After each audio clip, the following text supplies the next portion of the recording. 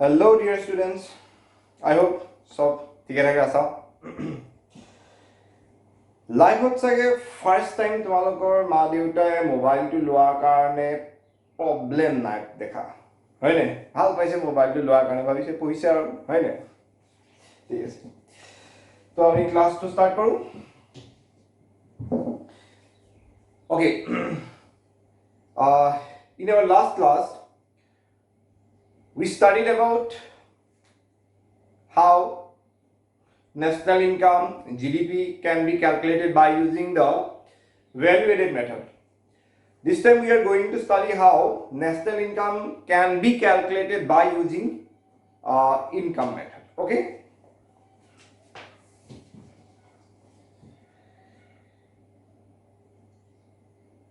So topic is calculation of national income by using income method. হবে নব আয় পদ্ধতি ব্যৱহাৰ কৰি জাতীয় আয় গণনা টপিকটো calculation of national income by using income method আয় পদ্ধতি ব্যৱহাৰ কৰি জাতীয় আয় গণনা ঠিক আছে So while calculating national income by using income method we have to follow some steps like those that the value added method ঠিক আছে আমি যেনেকৈ value added method কিছুমান step follow কৰিছিলো and after going through those steps finally we calculated a gross domestic product at market price in this case also we have to go through some steps and finally we will get that national income ঠিক আছে তো আমি কিছুমান পৰ্যায়ৰ মাজেদি যাব লাগিব হে পৰ্যায়সমূহ পাৰ হোৱাৰ পাছত লাষ্টত গৈ আমাৰ জাতীয় আয়টো উলিয়াবগে ঠিক আছে so the first step is step number 1 পৰ্যায় 1 identification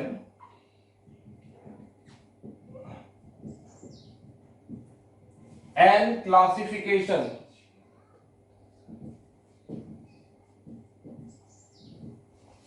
of production units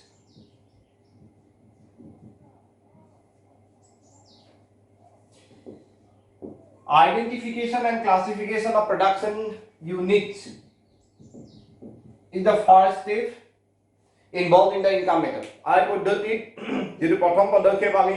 গ্ৰহণ কৰিব লাগিব সেইটো হ'ব উৎপাদনী গোটৰ চিনাক্তকৰণ আৰু শ্ৰেণী বিভাজন এই স্টেপটো আমাৰ ভ্যালু এডেড মেথডৰ লগত সেম হয় ভ্যালু এডেড মেথডৰ ফাৰ্স্ট স্টেপ আৰু ইনকাম মেথডৰ same first step same okay তো এখন অৰ্থনীতিত মগনি কৈ গৈছিলো যে উৎপাদন কৰা বিভিন্ন উৎপাদনী খণ্ডসমূহক আমি চিনাক্তকৰণ কৰি যদি শ্ৰেণী বিভাজন কৰো তেতিয়ালে এই তিনটা খণ্ডত শ্ৰেণী বিভক্ত হয় প্ৰাথমিক খণ্ড গৌণ খণ্ড আৰু সেৱা খণ্ড So if we identify and classify all the producing enterprises in an economy, so we find three categories. One is primary sector. Okay, first is primary sector. অসমীয়া কোৱা হয় প্ৰাথমিক খণ্ড Primary sector includes the agriculture related activities কৃষিৰ লগত জড়িত কাৰ্যকলাপসমূহ প্ৰাথমিক খণ্ডত পৰে Next is secondary sector গৌণ খণ্ড industrial activities comes under secondary sector উদ্যোগিক কাৰ্যকলাপসমূহ গৌণ খণ্ডৰ লগত জড়িত Next is tertiary sector সেৱা খণ্ড tertiary sector সেৱা খণ্ড yes all service providing enterprises units comes under tertiary sector সেৱা প্ৰদান কৰা প্ৰতিষ্ঠানসমূহ সেৱা খণ্ডৰ ভিতৰত পৰে এইটো হৈছে আমাৰ first step the first stage is to identify and classify the production units into three categories this is the first step okay so next let's proceed to the step number 2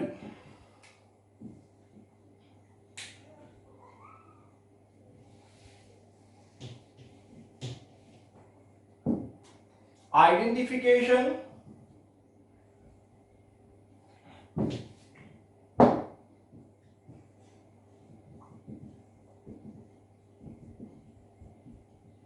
and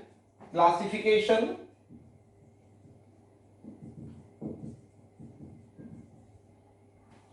of factor income. Second step is identification and classification of factor income. Okay. Identification and classification of factor income. উপাদান আয়ৰ চিনাক্তকৰণ আৰু শ্ৰেণীবিভাজন অসমীয়াত হ'ব উপাদান আয়ৰ চিনাক্তকৰণ আৰু শ্ৰেণীবিভাজন দ্বিতীয় বছৰ এটা কথাটো কি হয় যে all these three sectors produce different kind of goods and services. To produce different kind of goods and services, these three sectors require factors. দ্ৰব্য সামগ্ৰী এই তিনটা খণ্ড উৎপাদন কৰে আৰু এই তিনটা খণ্ডৰ দ্ৰব্য সামগ্ৰী উৎপাদন কৰিবৰ কাৰণে দৰকাৰ হয় উপাদান factors classified into four categories: labor, land, capital, organizer. উপাদান বিলাকক চাৰিটা ভাগত ভাগ কৰা হয় শ্ৰম ভূমি মূলধন আৰু সংগঠন তো all these three sectors require these four kind of factors এই তিনটা সেক্টৰত এই ফ্যাক্টৰ বিলাক লাগে ঠিক আছে তো এই সেক্টৰ বিলাকে এই ফ্যাক্টৰ বিলাকক এমপ্লয়মেন্ট দিয়ে since these three sectors give employment to these four kind of factors that's why they have to provide remuneration to these factors যেহেতু এই সেক্টৰ বিলাকে এই ফ্যাক্টৰ বিলাকক এমপ্লয়মেন্ট দিয়ে সেই কাৰণে এই সেক্টৰ গিটা এই ফ্যাক্টৰ গিটা দিব লাগে remuneration বা ইনকাম তো আৰু কি ইনকাম প্ৰভাইড কৰে এই সেক্টৰ গিটা এই ফ্যাক্টৰ গিটা কি টাইপৰ ইনকাম প্ৰভাইড কৰে সেইটোকে আইডেন্টিফাই কৰা আৰু ক্লাসিফাই কৰাটো হৈছে আমাৰ সেকেন্ড স্টেপ তো দ্বিতীয় পদক্ষেপত আমি কি কৰিম অৰ্থনীতিখনত থকা খণ্ডবিলাকে নিয়োগ কৰা এই উপাদান বিলাকক কি ধৰণৰ আয় প্ৰদান কৰে সেই আয় বিলাক আমি চিনাক্তকৰণ কৰি শ্ৰেণীকৰণ কৰিম সেইটো হৈছে আমাৰ দ্বিতীয় পদক্ষেপ ঠিক আছে ওকে এতিয়া ফাৰ্স্ট যেটো ফ্যাক্টৰ হল লেবাৰে নিজৰ সাৰ্ভিসটো প্ৰভাইড কৰে এগেইনষ্টত আমি ইন শৰ্ট যেটো ইনকাম ৰিসিভ কৰে তাক আমি ওয়েজ বুলি জানো কিন্তু এটা ব্ৰডাৰ সেন্সত ইয়াক কোৱা হয় কম্পেনসেশন অফ এমপ্লয়ি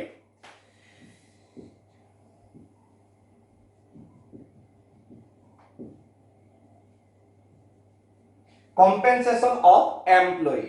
অসমীয়া কোৱা হয় কৰ্মচাৰী ক্ষতিপূৰণ তো কৰ্মচাৰী ক্ষতিপূৰণ কি হয় যে শ্ৰমিকজনে নিজৰ শ্ৰমসমূহ আদায় কৰাৰ বিনিময়ত যিসমূহ আয় আহৰণ কৰে বা অন্যান্য সা-সুবিধা আহৰণ কৰে সেইসমূহ একেলগে কম্পেনসেশন অফ এমপ্লয়ি বুলি কোৱা হয় লেবাৰটোৱে নিজৰ সাৰ্ভিসটো প্ৰভাইড কৰে এগেইনষ্টত ইনকামে হক সেলাৰে হক ওয়েজে হক বা আদাৰ সাৰ্ভিসে হক যিখিনি ৰিসিভ কৰে সেইখিনি এজ এ হোল টাৰ্ম দিয়া হয় compensation of employee okay next land owner to যেটো ইনকাম আর্ন কৰে তাক কোৱা হয় ৰেন্ট এন্ড ৰয়ালিটি খাজনা আৰু মাসুল বুলি কয় দেই ৰেন্ট এন্ড ৰয়ালিটি capital owner যেটো ইনকাম আৰ্ন কৰে তাক কোৱা হয় ইন্টাৰেস্ট অৰ্গানাইজাৰে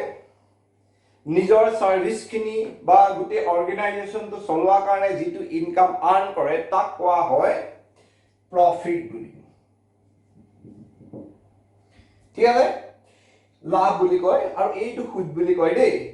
মূলধনৰ গৰাকী যিখিনি আয় লাভ কৰে সেইখিনি সুদ বুলি কয় আৰু সংগঠকে যিখিনি আয় লাভ কৰে তাক লাভ বুলি কয় সুদ লাভ ওকে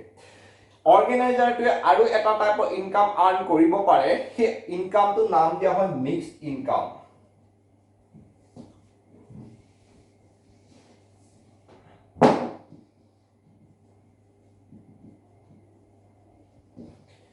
অসমীয়া কোৱা হয় মিশ্ৰিত আয় ঠিক আছে তো আমি এতিয়া পঢ়িব লাগিব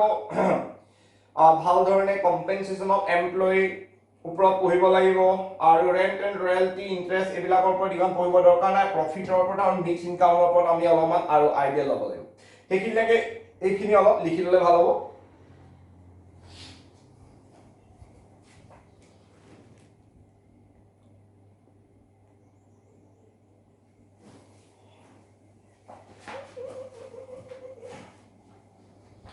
ওকে তো আমি এইটো আমি সেপাৰেটলি পাতিম নোটটোৰ লগত কানেক্ট কৰি লিখি নগলেও হ'ব তো কম্পেনসেশন অফ এমপ্লয় কি টাইপৰ ইনকাম ইনক্লুডেড হয় সেইটো আমি চাওঁ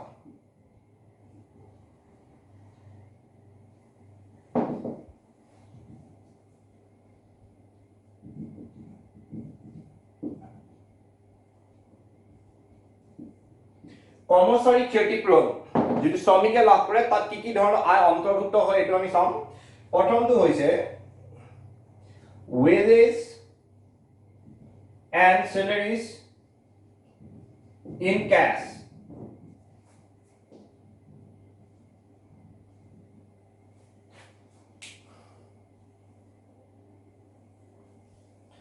মজুৰি আৰু দৰমহাৰে পাৰিশ্ৰমিক প্ৰদান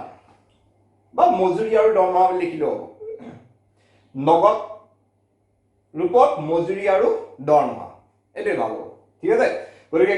শ্ৰমিকজনে লাভ কৰে কৰ্মচাৰী ক্ষতিপূৰণ তাৰ ভিতৰত প্ৰথমটো আইটেম হ'ল প্ৰথমটো বিষয় হ'ল নগদ ৰূপত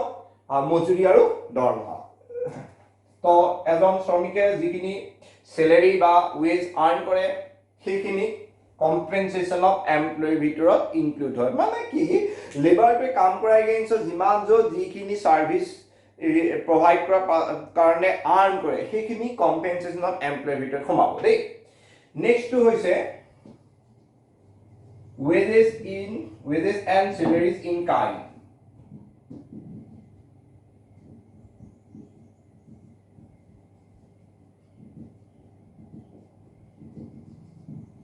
নেক্সট হ'ল দ্ৰব্য আৰু সেৱাৰে পাৰিশ্ৰমিক প্ৰদান ইয়াৰ মিনিংটো বেলেগ বেলেগ বুকত বেলেগ বেলেগ হয়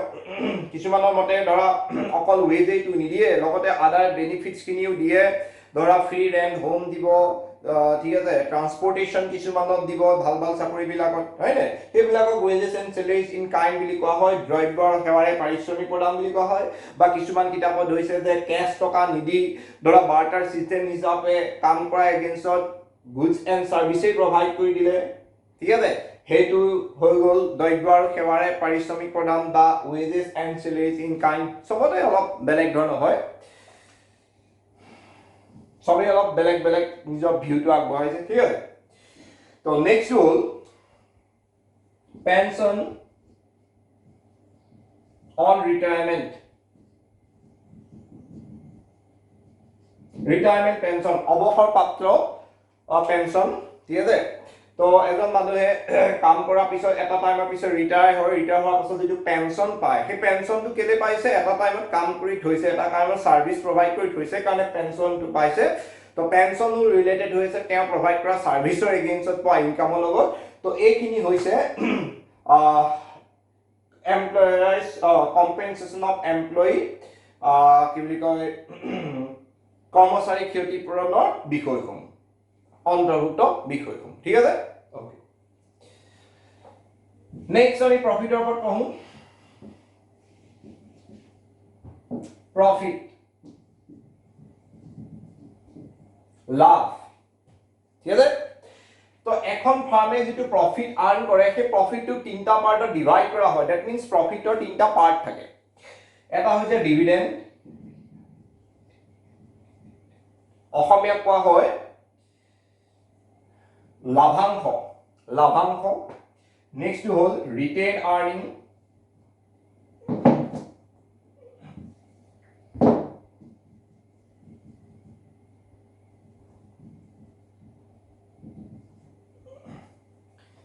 অবিতৰিত লাভ বুলি কয়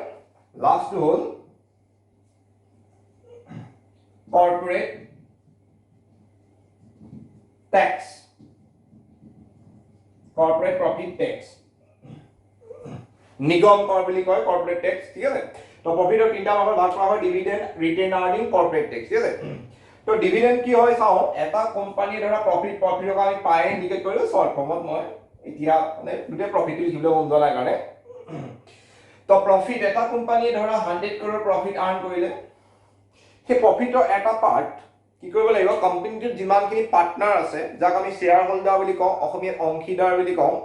সেই অংশীদাৰ যদি আছে সেই অংশীদাৰ বিলাকৰ মাজত পাৰ্টনাৰ মাজত ডিভাইড কৰিব লাগিব তো প্ৰফিটৰ যেটো পাৰ্ট পাৰ্টনাৰ বিলাকে অংশীদাৰ বিলাকে বা শ্বেয়াৰ হোল্ডাৰ বিলাকে লাভ কৰে সেইটো কোৱা হয় ডিভিডেন্ড সাপোজ ডিভিডেন্ডটো হ'ল 80 crore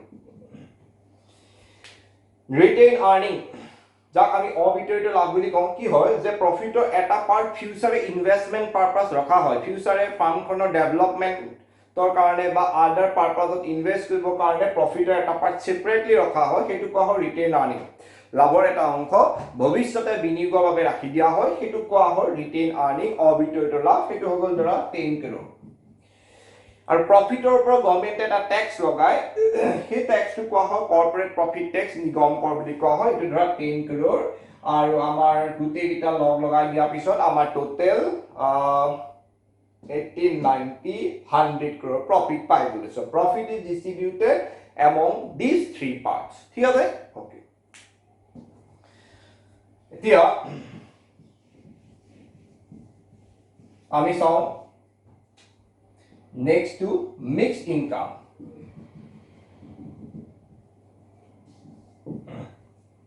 mixed income or definition to hoise the income from self employed resources স্বনিয়োজিত উপাদানৰ আয়ক mixed income বা অসমীয়া মিশ্ৰিত আয় বুলি কয় এনেকৈ কলে বুজি নাপাও পালো পাইছে চাগে তো এক্সাম্পল দিলে বুজি পাবা mixed income মানে কি কেতিয়াবা প্ৰডিউচাৰ প্ৰডাকশন প্ৰসেসত সেলফ অন ৰিসোৰ্স ইউজ কৰে নিজৰ সম্পদ ব্যৱহাৰ কৰে নিজৰ উপাদান ব্যৱহাৰ কৰে যাৰ বাবে আনক সেই উপাদান বিলাকৰ পাৰিশ্ৰমিক দিব নালাগে কাৰণ নিজৰে উপাদান গতিকে সেই পাৰিশ্ৰমিক বিলাক নিজৰ হাততে থাকি যায় সেইটো কোৱা হয় ধৰা মিক্স ইনকাম বা মিশ্ৰিত আয় উদাহৰণস্বৰূপে ফৰ এক্সাম্পল এন্টাৰপ্ৰেনিয়াৰ জনে নিজে মেনেজাৰ হিচাপে কাম কৰিব পাৰে যাৰ কাৰণে কম্পেনসেশন অফ এমপ্লয়টো নিজৰ হাতত থাকিব পাৰে যদি বেলেগৰ ল্যান্ড ইউজ কৰে তেতিয়া ৰেন্ট বা ৰয়্যালটি দিবলগীয়া হ'ব পাৰে যদি নিজৰ ল্যান্ড ইউজ কৰে তেতিয়া ৰেন্ট এণ্ড ৰয়্যালটিও থাকি যায় যদি বেলেগৰ পৰা ক্যাপিটেল আনে তেতিয়া বেলেগক ইন্টাৰেষ্ট প্ৰভাইড কৰিব লাগিব আউটসাইডৰ পৰা যদি ক্যাপিটেল আনে যদি নিজৰ ক্যাপিটেল ইনভেষ্ট কৰে তেতিয়া হলে সুদ দিব নালাগে ইন্টাৰেষ্ট দিব নালাগে এইবিলাক ধৰা আমাৰ ধৰা প্ৰাগজ্যোতিকাৰ যদি সেই ল্যান্ডটো যত প্ৰাগজ্যোতিকা বিল্ডিংটো আছে বা এই বিল্ডিং ল্যান্ড এইবিলাক যদি বেলেগৰ হলতেন তেতিয়া হলে it's and every month Pragjyotika দিবলগীয়া হলতেন ইন্টাৰেষ্ট তো ইন্টাৰেষ্টটো ওলাই গ'ল কিন্তু প্ৰাগজ্যোতিকাৰে যেহেতু ল্যান্ড হয় প্ৰাগজ্যোতিকাৰে যেটো বিল্ডিং হয় তেতিয়ালে সেই ইন্টাৰেষ্টটো প্ৰাগজ্যোতিকা প্ৰভাইড কৰিব নালাগে তেতিয়ালে আমাৰ এন্টাৰপ্ৰেনিয়াৰ দুজনে কি পাব সেই ৰেন্টটো পাই যাব তো সেইখিনি ৰেন্ট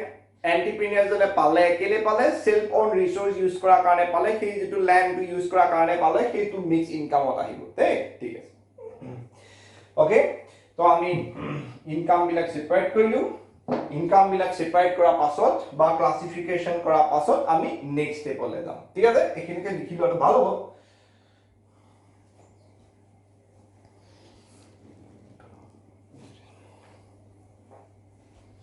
ওকে এতিয়া আমি যাম স্টেপ নাম্বাৰ 3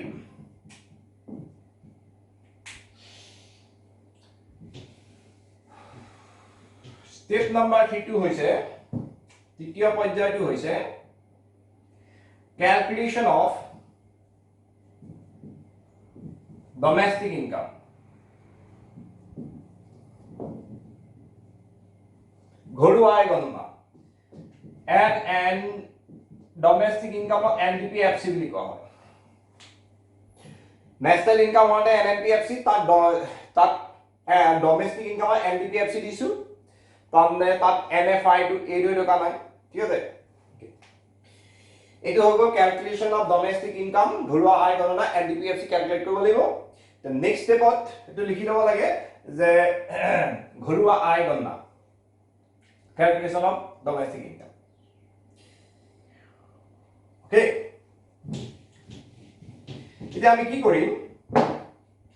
এখন কান্ট্ৰিৰ এণ্ড ইনকাম মেথডত এনডিপিএফচি ক্যালকুলেট কৰিবলৈ যাওঁতে যিমান য'ত আমি ইনকাম বিলাক আইডেন্টিফাই কৰি ক্লাসিফাই কৰিছিলো এইবিলাক সাম আপ কৰি দিব লাগিব কি কৰিব লাগিব আমি compensation of employ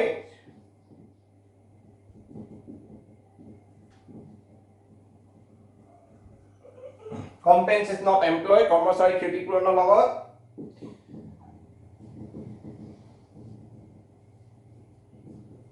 rent and royalty লগত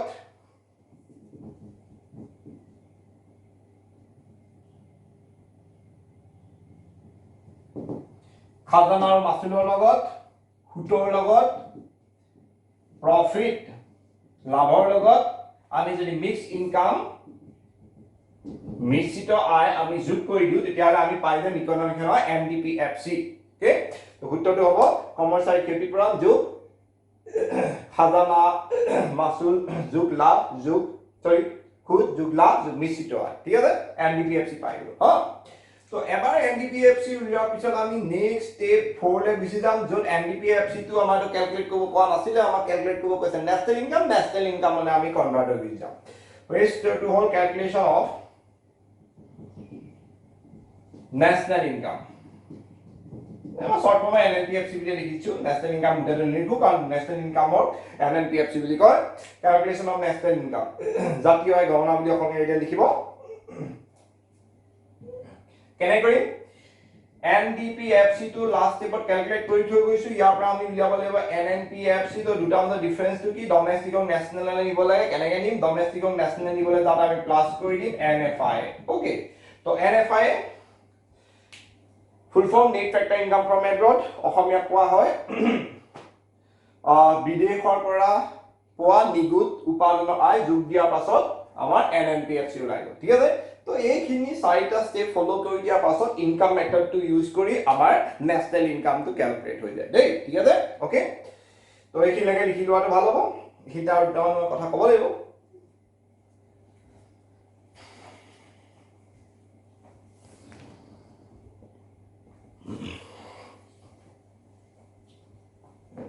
Okay. এইখিনি আৰু দুটামান কথা মই কৈ গৈছো এই যেটো rent and royalty plus interest profit থাকে খাজানা মাসুল যোগ লাভ যোগ সুদ যোগ লাভ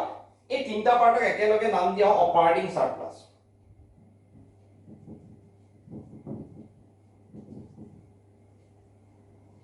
অসমীয়া কোৱা হয় কাৰ্যকৰী উদ্দীপ্ত কেতিয়াবা কি হয় যদি সাম আহে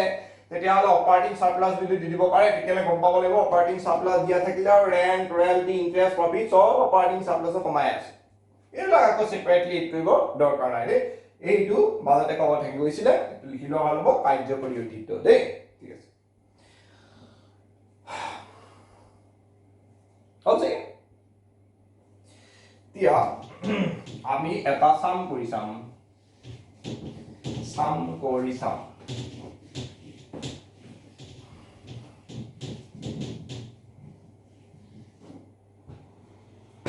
ঠিক আছে তো question to hold calculate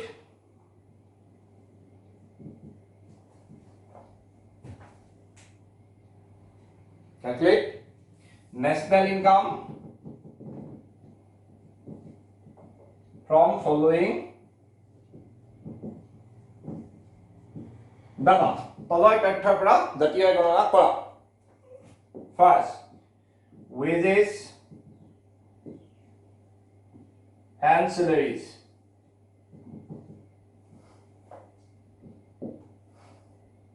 মজুৰি আৰু দৰমহা 400 crore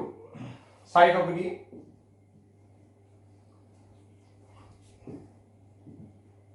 interest 200 crore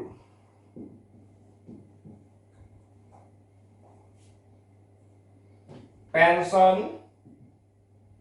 on retirement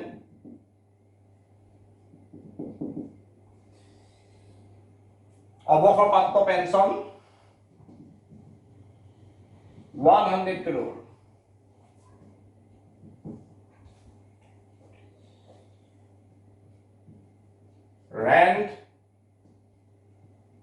খাজনা 200 crore. Profit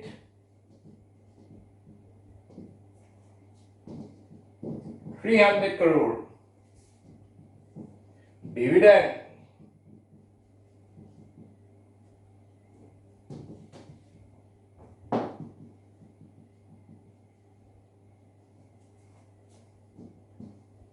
100 crore. লাভাংশ দেই নিশ্চিত আয় মিক্স ইনকাম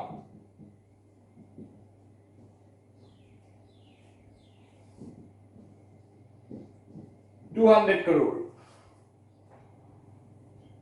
লাষ্টৰ ওপৰত লিখিছো দেই হয়তো নেদেখিব পৰা মিক্স ইনকাম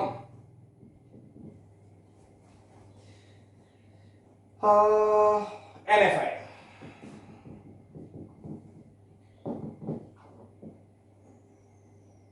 40 crore. NFI বিদেশৰ পৰা লাভ কৰা নিকুত কাৰক আয় net factor income from abroad 40 crore. লিখি লোৱাৰ ভাল হ'ব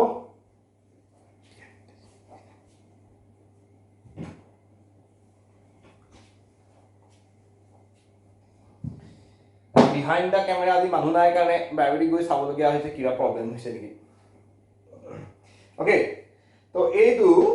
আকৌ আমি ফটো মাৰি ৰাখিব লাগিব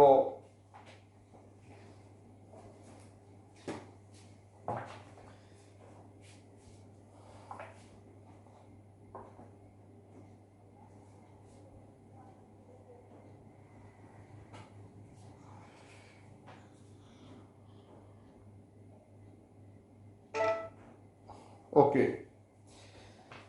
So আমি sound কৰো we are now ready to solve this sum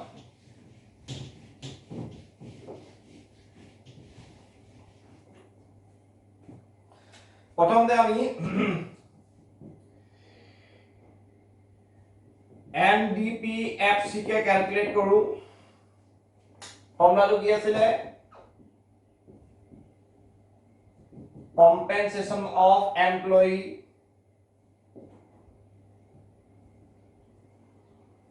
কৰ্মচাৰী ক্ষতিপূৰণ যোগ rent and royalty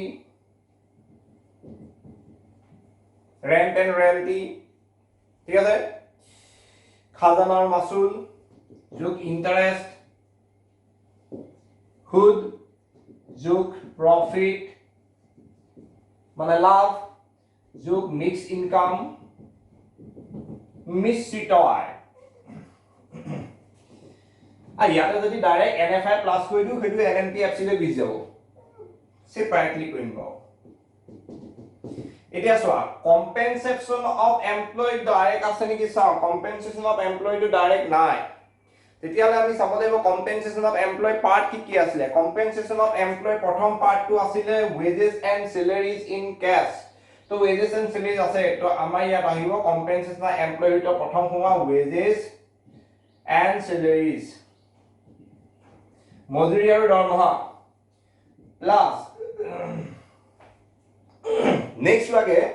wages and salaries in kind আছে নেকি নাই নেক্সট পেনশন অন ৰিটায়াৰমেন্ট আছে নেকি অৱসৰপ্ৰাপ্ত পেনশন আছে পেনশন অন ৰিটায়াৰমেন্ট লিখো ৰেনশন হৈ গৈছে পেনশন লিখো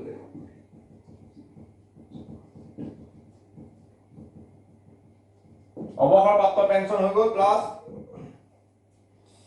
পেনশন অন ৰিটায়াৰমেন্ট হৈ গ'ল এইটা পাল গলে কম্পেনসেশন এমপ্লয়ি পাম ৰেন্ট এন্ড ৰয়েলটি আছে নি তাৰ ভিতৰত ৰেন্টটো আছে ৰেন্ট লিখো ৰয়েলটি নাই আৰু ইন্টাৰেস্ট আছে কি চাও ইন্টাৰেস্টটো দিয়া আছে ইন্টাৰেস্ট লিখো প্ৰফিট আছে নেকি প্ৰফিটও আছে প্ৰফিটও লিখো বা এটা কথা প্ৰফিটৰ তিনটা পাৰ্ট আছিল dividend retain earning corporate profit tax যদি প্ৰফিট কমায় তেতিয়ালে সেইগিটা পাৰ্ট আৰু এক্সট্ৰাকে কমোৱা দৰকাৰ নাই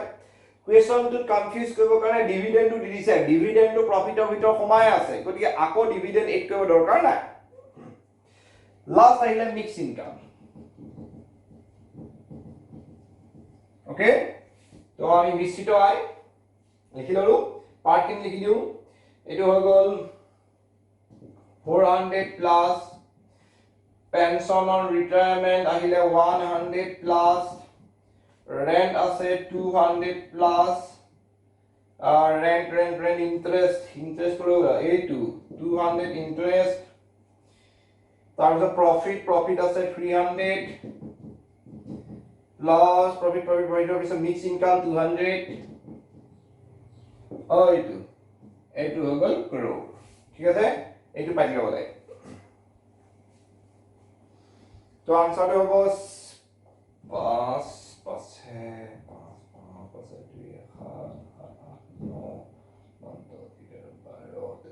2 7 9 1400 crore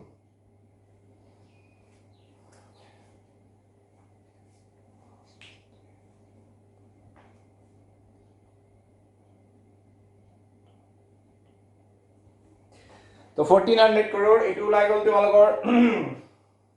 NDPFC ওপৰ পাতো এতিয়া আমাক NDPFC টো উলিয়াবলৈ কোৱা নাছিলে কি উলিয়াবলৈ কৈছিলে NNPFC উলিয়াই দিও NNPFC is equal to কি হ'ব NDPFC প্লাস হৈ যাব NFI NDPFC কিমান আছে 1400 প্লাস NFI ওকে আমাক লাগে NFI কিমান আছিল NFI 40 আছিল পাই না চালো সাউন্ড তো পাহৰি গল নহয় NFI ओके 40 crore এটা आंसर হলো 1440 crore ঠিক আছে 1440 crore ইটু লাগো আমার লাস্ট সাম ঠিক আছে এটো হৈ গল তো এনেকে আমি ইনকাম মেথড টু ইউজ করি ন্যাশনাল ইনকাম টু ক্যালকুলেট কৰিব পাৰিম হেনেকুৱা ধৰণৰ সামস বিলাক তোমালোকে প্ৰেক্টিস কৰিব লাগিব তোমালোকৰ বুকৰ পাছফালে বুকখন কিনিবা এস গোস্বামী আৰু জেপি গোয়েলৰ যিখন বুক হয় এখন কিনিবা তাত এইবিলাক সামস পাবা সামবিলাক প্ৰেক্টিস কৰিবা ঠিক আছে তো আমি নেক্সট ক্লাছত পঢ়িম এক্সপেন্ডিচাৰ মেথড আজিলে বাই বাই